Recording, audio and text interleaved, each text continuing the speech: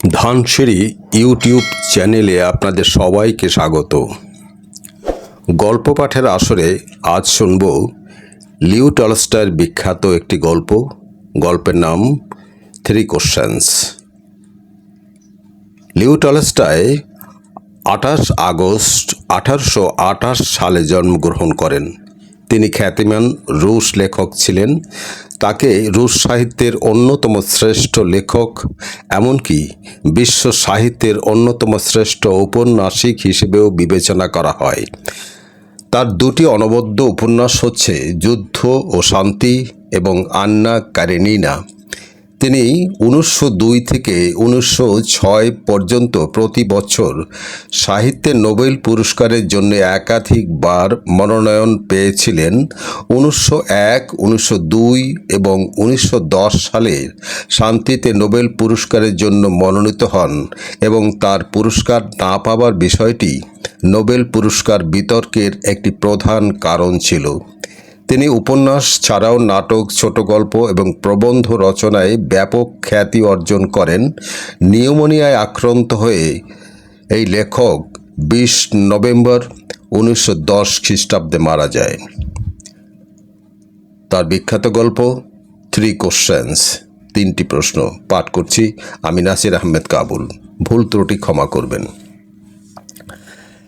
এক রাজার কাছে হঠাৎ মনে হলো যে তিনি যদি কোনো কাজ করবার একদম উপযুক্ত সময়টি জানতে পারতেন, ঠিক কোন ধরনের ব্যক্তির কোন কথা শুনতে হবে তা যদি আগের থেকেই জানতে পারত, বা কোন ধরনের লোক এড়িয়ে চলতে হবে তা আগে থেকেই বুঝতে পারত, এবং সব কিছুর উপরে তিনি যদি আগের থেকেই জানত কখন কোন কাজটি করা সবচাইতে প্রয়োজন, তাহলে তাকে কখনই কোনো কাজে ব্যর্থ হতে হতো না, যার দায়ভার তাকে ভবিষ্যতে নিতে হতো। তার মাথায় এই চিন্তা আসবার পর তিনি তার সমগ্র রাজ্যে প্রচার করবার ব্যবস্থা করলেন যে যদি কোনো ব্যক্তি কোনো কাজ শুরু করবার সবচাইতে সঠিক সময় ঠিক কোন ধরনের ব্যক্তির বা ব্যক্তিদের কথা শুনতে হবে এবং বিভিন্ন কাজের সুযোগের মধ্যে কোনটির গুরুত্ব সবচাইতে বেশি, এই 3টি বিষয়ে সঠিক সিদ্ধান্ত গ্রহণ রাজাকে শেখাতে পারবে, তাহলে তাকে রাজামশাই বিশাল আকারের পুরস্কার প্রদান করবেন। রাজ্যের বিভিন্ন অঞ্চল থেকে জ্ঞানী, গুণী, বুদ্ধিজীবীরা আসতে লাগলো রাজার কাছে, কিন্তু তারা প্রত্যেকে রাজার প্রশ্নের ভিন্ন ভিন্ন উত্তর দিল। প্রথম প্রশ্নের উত্তরে কেউ বললেন যে কোনো কাজ সঠিক সময় শুরু করবার জন্যে একজনকে অনেক আগে থেকে 1 সপ্তাহ, 1 মাস, এমনকি প্রয়োজনে 1 বছর আগের থেকে পরিকল্পনা করে এগুতে হবে, আর শুধুমাত্র এইভাবেই কোনো কাজ সঠিক সময়ে শুরু করা যাবে। আবার অনেকে বললেন প্রতিটি কাজের জন্যে আগের থেকেই পরিকল্পনা করে সেই অনুযায়ী কাজ করা অসম্ভব, কিন্তু তাই বলে কোনো কাজ না করে বসে থাকাও উচিত নয়। একজনের প্রতিটা কাজ সময় মতো গুরুত্ব বুঝে করা আবশ্যক। আবার জ্ঞানীদের কেউ কেউ বললেন রাজাকে খুব সচেতন হতে হবে কি চলছে সে বিষয়ে, কিন্তু প্রতিটি কাজের সময় আগের থেকে নির্ধারণ করা প্রকৃতপক্ষে অসম্ভব। রাজা বড়জোর তার জ্ঞানী সভাসদদের নিয়ে একটি উপদেষ্টা পরিষদ গঠন করে তাদের সাথে আলোচনা করে কর্ম পরিকল্পনা নির্ধারণ করতে পারেন। আবার আরেক দল সকল বুদ্ধিতে বাগড়া দিয়ে বললেন যে কিছু কিছু ব্যাপার হয়তো আসবে যেটা নিয়ে উপদেষ্টা পরিষদের সাথে আলোচনা করবার সময়ই পাওয়া যাবে না, যেগুলোর সিদ্ধান্ত মুহূর্তের মধ্যে নিতে হবে, এবং সে সকল সিদ্ধান্তে সফল হবার জন্যে ভবিষ্যতে কি হবে তা জানতে হবে, এবং একমাত্র জাদুকররাই ভবিষ্যৎ বলতে পারে, তাই জাদুকরদের নিয়ে একটি উপদেষ্টা পরিষদ করতে হবে। এইভাবে দ্বিতীয় প্রশ্নের বিভিন্ন উত্তর আসতে লাগলো। কেউ বলল উপদেষ্টাদের কথা, কেউ বলল পুরোহিতদের কথা, কেউ চিকিৎসকদের কথা, আবার অনেকে বলল যোদ্ধাদের কথা শোনাই সবচেয়ে গুরুত্বপূর্ণ। তৃতীয় প্রশ্নটি ছিল কোন বিষয়টিকে রাজার সবচেয়ে গুরুত্ব দিয়ে দেখা উচিত। তার উত্তরে অনেকে পরামর্শ দিল বিজ্ঞান চর্চার উপর সবচাইতে গুরুত্ব আরোপ করা উচিত। অনেকে মতামত দিল যুদ্ধক্ষেত্রে দক্ষতা বাড়ানো নিয়ে সবচাইতে মনোযোগ দেওয়া উচিত। আবার আরেক দল ধর্মচর্চাকেই সবচেয়ে উপরে রাখলেন। রাজা সবার পরামর্শ মনোযোগ দিয়ে শুনলেন, কিন্তু কোনোটির সাথেই একমত হতে পারলেন না।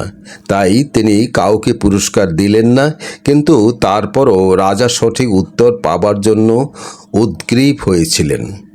শেষমেশ রাজা জনৈক সন্ন্যাসী, পুরো রাজ্য যার জ্ঞান ও দূরদর্শিতায় স্বীকৃত, তার সাথে পরামর্শের সিদ্ধান্ত নিলেন।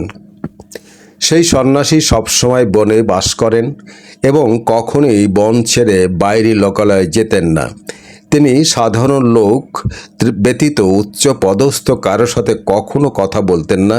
তাই সন্ন্যাসীর সাথে কথা বলবার জন্যে রাজা তার বেশভূষা ছেড়ে সাধারণ প্রজার ছদ্মবেশ নিলেন। সন্ন্যাসীর কক্ষে প্রবেশ করবার কিছুদিন আগেই তিনি তার ঘোড়াটিকে ছেড়ে দিলেন ও দেহরক্ষীকে অপেক্ষা করতে বললেন। যখন রাজা সন্ন্যাসীর কাছে গেলেন তখন সন্ন্যাসীটি তার কুঁড়ে ঘরের সামনে মাটি খুঁড়ছিল। প্রজার ছদ্মবেশধারী রাজাকে দেখে সন্ন্যাসী তাকে স্বাগত জানিয়ে আবার মাটি খোঁড়ায় মন দিলেন। সন্ন্যাসীটি খুব হালকা পাতলা এবং দুর্বল ছিলেন। কোদাল দিয়ে মাটি খুঁড়বার জন্যে এক এক কোপে দিচ্ছিলেন এবং জোরে জোরে দীর্ঘ দম নিচ্ছিলেন। রাজা তার কাছে গিয়ে বললেন, হে জ্ঞানী সন্ন্যাসী, আমি আপনার কাছে এসেছি 3টি প্রশ্নের উত্তর জানার জন্য। তখন রাজা সেই 3টি প্রশ্ন সন্ন্যাসীকে করলেন। রাজা তার কাছে গিয়ে বললেন, হে রাজা, আমি উত্তর নিতেই আপনার কাছে এসেছি। শুনে যাচ্ছি আপনি খুবই জ্ঞানী মানুষ। সন্ন্যাসী মন দিয়ে রাজার কথা শুনলেন, কিন্তু কোনো উত্তর না দিয়ে হাত দুটো একটু ভিজিয়ে নিয়ে পুনরায় খোঁড়া শুরু করলেন। আপনি ক্লান্ত, সন্ন্যাসী বললেন। রাজা, আমাকে কোদাল দিন, আমি আপনার বদলে কিছুক্ষণ মাটি খুঁড়িয়ে দিচ্ছি। ধন্যবাদ বলে সন্ন্যাসী রাজার হাত থেকে কোদালটি দিয়ে মাটিতে বসলেন। দুটি ক্ষেতের মধ্যে জায়গা খুঁড়ে রাজা মাটি কোপানো বন্ধ করে দিলেন এবং পুনরায় সন্ন্যাসীকে প্রশ্ন করলেন 3টি প্রশ্ন।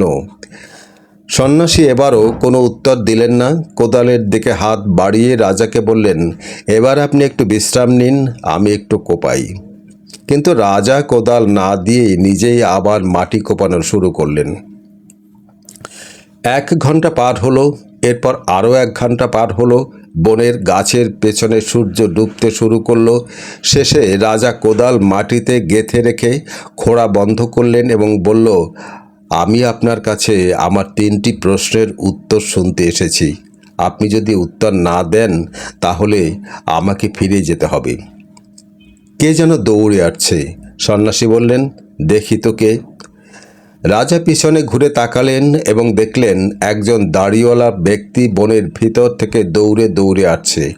লোকটি তার 2 হাত দিয়ে তলপেট চেপে ধরে আছে এবং হাতের ফাঁক ফোকর দিয়ে রক্তের ধারা বের হচ্ছে। লোকটি রাজার কাছে পৌঁছেই জ্ঞান হারিয়ে মাটিতে পড়ে গেল। তার জামা খুলে দেখা গেল তলপেটে গুরুতর একটি জখমের চিহ্ন।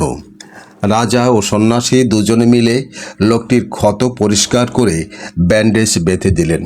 এরপরও রক্তপাত বন্ধ হচ্ছিল না। তখন রাজা ব্যান্ডেজ খুলে ক্ষত শুকনো করে মুছে পুনরায় ব্যান্ডেজ করে দিলে রক্তপাত বন্ধ হলো এবং লোকটির অবস্থা স্থিতিশীল হলো। জ্ঞান ফিরলে সে পানি খেতে চাইল। রাজা পানি এনে তাকে খেতে দিলেন। ততক্ষণে সূর্য ডুবে গেছে এবং পরিবেশ একদম ঠান্ডা হয়ে গেল। রাজা আর সন্ন্যাসী দুজনে মিলে ধরাধরি করে লোকটিকে সন্ন্যাসীর কুঁড়ে ঘরের ভেতর নিয়ে গিয়ে বিছানায় শুয়ে দিল। বিছানায় শুয়ে লোকটি নিঃসুপ হয়ে চোখ বুজে রাখল। কিন্তু রাজা দীর্ঘ পথ হেঁটে আসা এবং সারাদিনের খাটাখাটনির ফলে ক্লান্ত হয়ে দরজার পাশেই উপর হয়ে শুয়ে পড়ল এবং কিছুক্ষণের মধ্যেই ঘুমিয়ে পড়লেন।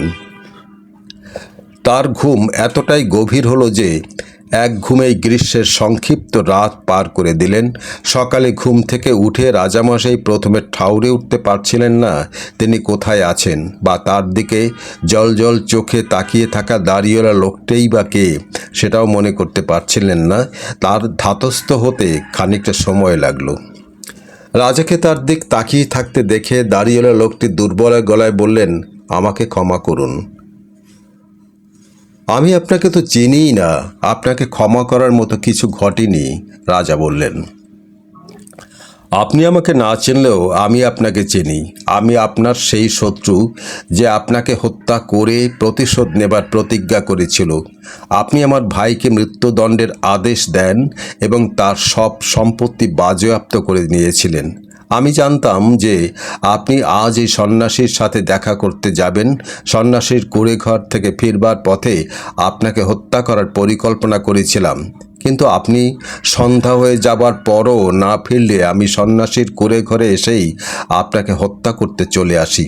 কিন্তু আসার পথে আপনার দেহরক্ষিকা আমাকে চিনে ফেলে এবং তাদের সাথে আমার সংঘর্ষ হলে আমি আহত হয়ে কোনো রকমে পালিয়ে আসি। কিন্তু আমি রক্তক্ষরণে মারা যেতাম যদি না আপনি আমার জখমের পরিচর্যা এবং সেবা করতেন। আমি যেখানে আপনাকে হত্যা করতে এসেছি সেখানে আপনি আমার জীবন রক্ষা করেছেন। এখন আপনি যদি অনুমতি দেন আমি আপনার সেবায় নিজেকে আমৃত্যু এবং আমার মৃত্যুর পর আমার ছেলেকে উৎসর্গ করতে চাই। রাজা এত সহজে নিজের শত্রুর সাথে সমঝোতা করতে পেরে বেশ খুশি হলেন। তার সাথে বন্ধুত্ব স্থাপন করে শুধু তাকে ক্ষমাই করলেন না, একই সাথে তাকে নিজের ব্যক্তিগত চিকিৎসক দিয়ে চিকিৎসা করানোর আশ্বাস দিলেন এবং তার ভাইয়ের বাজেয়াপ্ত সকল সম্পত্তি ও জমি ফেরত দেওয়ার কথা দিলেন। নতুন বন্ধুর কাছ থেকে বিদায় নেবার পর রাজা বারান্দায় গিয়ে চারদিকে তাকিয়ে সন্ন্যাসীকে খুঁজলেন। ফিরে যাবার আগে সে শেষবারের মতো সন্ন্যাসীর কাছে তার উত্তর ভিক্ষা চাইবেন বলে। সন্ন্যাসী তখন বাইরে আগের দিন খুঁড়ে রাখা ক্ষেতে হাঁটু গেড়ে কিসের জন্য বীজ বপন করছিল। রাজা সন্ন্যাসীর সামনে গিয়ে বললেন, হে জ্ঞানী তাপস, আমি শেষবারের মতো আপনার কাছে আমার প্রশ্নগুলোর উত্তর প্রার্থনা করছি। সন্ন্যাসী বললেন, তুমি তো নিজেই নিজের প্রশ্নের উত্তর দিয়ে দিয়েছ। হাড্ডিসার পায়ের উপর ভর দিয়ে সন্ন্যাসী বসেছিলেন। মানে কি, কিভাবে দিলাম? অবাক হয়ে উত্তর দিলেন রাজা। তুমি খেয়াল করনি, উত্তর দিলেন সন্ন্যাসী। কাল যদি তুমি আমাকে দুর্বল দেখে দয়াপরবশত আমাকে সাহায্য না করতে এবং অপেক্ষা না করে ফিরে যেতে, তাহলে ওই দাড়িওয়ালা লোকটি তোমাকে ফিরতি পথেই হত্যা করত এবং তুমি তোমার ভুল অনুতাপ করবার জন্য বেঁচেই থাকতে না। সুতরাং তোমার সবচেয়ে গুরুত্বপূর্ণ সময় ছিল যখন তুমি মাটি খুঁড়ছিলে। সবচেয়ে গুরুত্বপূর্ণ মানুষ ছিলাম আমি নিজে এবং সবচেয়ে গুরুত্বপূর্ণ কাজ ছিল আমার কল্যাণ করা। আবার পরের কথাই ধরো, যখন দাড়িওয়ালা আহত ব্যক্তিটি আসলো তখন সবচাইতে গুরুত্বপূর্ণ সময় হলো যখন তুমি তার পরিচর্যা করছিলে। তুমি যদি তার জখম ব্যান্ডেজ না করতে, তার সাথে তোমার বন্ধুত্বও হতো না। সেহেতু তখন সবচাইতে গুরুত্বপূর্ণ কাজ ছিল তার সাথে তুমি যা করেছ, এবং সবচাইতে গুরুত্বপূর্ণ ব্যক্তি হলো ওই ব্যক্তি নিজে। মনে রাখবা, সবচেয়ে গুরুত্বপূর্ণ সময় হলো এখন, বর্তমানই হলো একমাত্র সময় যখন তোমার হাতে ক্ষমতা থাকে। সবচেয়ে গুরুত্বপূর্ণ মানুষ হলো বর্তমানে তুমি যার সাথে আছো। কেউ জানে না ভবিষ্যতে সে কখনো আর কারো সাথে লেনদেনের সুযোগ পাবে কি না, এবং সবচেয়ে গুরুত্বপূর্ণ কাজ হলো বর্তমানে তুমি যে ব্যক্তির সাথে আছো সেই ব্যক্তির কল্যাণ করা, কারণ এইটাই একমাত্র কারণ যার জন্য মানুষকে পৃথিবীতে পাঠানো হয়েছে, সেটা মানব কল্যাণ। গল্পটি ভালো লাগলে চ্যানেলটি সাবস্ক্রাইব করার জন্য অনুরোধ করছি। সবাই ভালো থাকুন।